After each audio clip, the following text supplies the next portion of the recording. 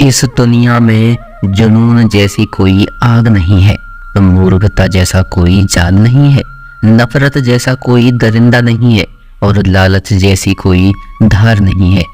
प्रसन्नता का कोई मार्ग नहीं है, बल्कि प्रसन्नता ही एक मार्ग है। अगर आप सही दिशा में हो तो चिंता मत कीजिए, बल्कि उस दिशा में चलते रहिए। ऐसा करने से अवश्य ही आप अपने लक्ष्य को प्राप्त कर लेंगे। इस पूरी दुनिया में सबसे ज्यादा कीमती है समय, इसलिए इसे बर्बाद न कीजिए, नहीं तो अंत में आपको पछतावे के अलावा कुछ नहीं मिलेगा। जिंदगी में अपनी तुलना किसी से मत करो, जैसे चांद और सूरज की तुलना नहीं की जा सकती, क्योंकि दोनों ही अपने वक्त पर चमकते हैं। यदि किसी काम को करने में डर लगे तो याद रखना, ये संकेत है कि आपका काम वाकई में बहादुरी से भरा है।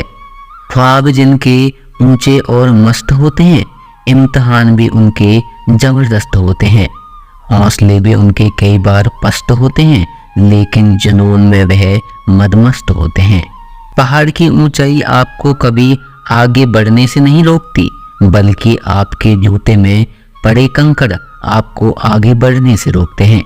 निकाल फेंको उस कंकड़ को। सिर्फ मरी हुई मछली को पानी का बहाव चलाती है। जिस मछली में जान होती है वह मछली अपना रास्ता खुद बनाती है। अपने हौसले को यह मत बताओ कि तुम्हारी परेशानी कितनी बड़ी है, अपनी परेशानी को बताओ कि तुम्हारे हौसले कितने बड़े सफल हैं। सफल वो नहीं जो अपने दुश्मनों पर विजय प्राप्त करता है, बल्कि सफल तो वो है जो अपनी इच्छा पर भी विजय प्राप्त कर लेता है। अगर केवल इसलिए आपने अपने सपनों पर काम करना बंद कर दिया है क्योंकि किसी को लगता है कि आप उसे नहीं कर सकते, तो वो आपका सपना नहीं है, वो बस आपकी एक छोटी सी इच्छा है। जो लोग आपको नजदीक से नहीं जानते, उनकी बातों को दिल पर मत लो। आगे बढ़ो और कुछ करके दिखा दो। जिंदगी में अच्छे लोगों की तलाश मत करो, बल्कि खुद अच्छे बन जाओ। आपसे मिलकर शायद किसी की तलाश पूरी हो जाए। यदि आप उड़ नहीं सकते तो दौड़ो, यदि आप दौड़ नहीं सकते तो चलो, या फिर आप चल भी नहीं सकते तो रेंगते हुए चलो, लेकिन हमेशा आगे बढ़ते रहो। एक बार एक गुरु ने अपने शिष्य से पूछा, क्या आप जानते हैं हमारे अंदर एक बड़ा युद्ध निरंतर चल रहा है। जब सारे शिष्य चुप रहे तब गुरुजी बोले, वास्तव में सबसे बड़ी लड़ाई हमारे अंदर दो भेड़ियों की है। एक काला भेड़िया जो क्रोध, इंसाफ, अहंकार, दुख, ग्लानि, लालच, चोर, झूठ की भाषा बोलता है। दूसरा सफेद भेड़िया जो आनंद, प्रेम, दया, विचार और सद्भावना की भाषा बोलता है। इसी लड़ाई के शोर में हम पहले से मौजूद मन की शांति भूलकर उसे कहीं और ढूंढने की कोशिश करते हैं। गुरुजी ने कहा, हमें इस लड़ाई के शोर से कोई नहीं बचा सकता। यह लड़ाई मेरे अंदर ही चलती है और ये आपके अंदर भी है। शिष्यों ने गुरु की बात ध्यान से सुनी और पूछा, गुरुजी, तो इस लड़ाई में जीत किसकी होगी? गुरुजी ने कहा, वही भेड़िया जीतेगा जिसे तुम खाना दोगे। खाना देने का मतलब है हमारे पास शक्ति है ध्यान देने की। हम जिस भेड़ियों की बातों पर ध्यान देंगे वह बड़ा ताकतवर होता जाएगा। इसलिए हमेशा क्रोध से पहले दया को चुनना चाहिए, लालच से पहले उदारता को, चिंता से पहले शांति को और स्थिरता जोड़नी चाहिए, और चलन से पहले सद्भावना को चुनना चाहिए। ऐसा करते करते हमारा मन अपने आप आनंदित रहने लगता है।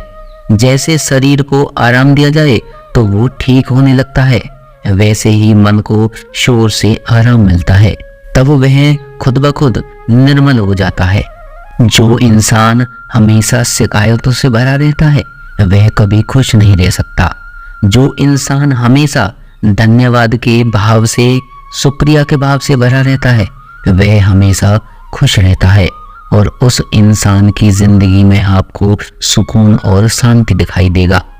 धरती पर आज तक एक भी ऐसा इंसान पैदा नहीं हुआ जिसकी जिंदगी में दुख न आया हो, चाहे दुनिया का सबसे अमीर इंसान हो या दुनिया का सबसे गरीब इंसान। यहाँ तक कि प्रभु श्री राम और भगवान श्री कृष्ण जी को भी अपने जीवन में काफी दुखों का सामना करना पड़ा। इसलिए कहते हैं, जिस नज़र से आप इस दुनिया में रहते हो वैसी ही दुनिया को दिखाई दोगे। इसलिए हर हालात में खुश रहना सीखो, क्योंकि खुशी एक ऐसी चीज है जो आपको उम्मीद और ताकत देती है अपने हालातों को बदलने की। संसार में परेशानी देने वालों की हस्ती कितनी भी बड़ी क्यों ना हो, पर भगवान की कृपा दृष्टि से बड़ी नहीं होती। उस शिक्षा का कोई मतलब नहीं जो इंसानियत नहीं सिखाती। अपनी मंजिल का रास्ता दूसरों से पूछोगे तो भटक जाओगे, क्योंकि अपनी मंजिल की अहमियत जितना आप जानते हो उतना कोई और नहीं जानता। दिल साफ होगा तो हर गुनाह माफ होगा। हिसाब तुम्हारी कमाई का नहीं, तुम्हारे कर्मों का होगा।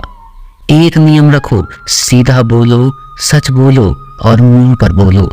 जो अपने होंगे वह समझ जाएंगे, जो दूसरों के होंगे वह दूर हो जाएंगे। समय कब रंग बदलता है यह कोई नहीं जानता, क्योंकि प्रभु श्री राम को जिस रात राज्य मिलने वाला था सुबह वनवास मिल गया। जिंदगी का रास्ता बना बनाया नहीं मिलता, स्वयं को बनाना पड़ता है। जिसने जैसा रास्ता बनाया उसको वैसी मंजिल मिलती है।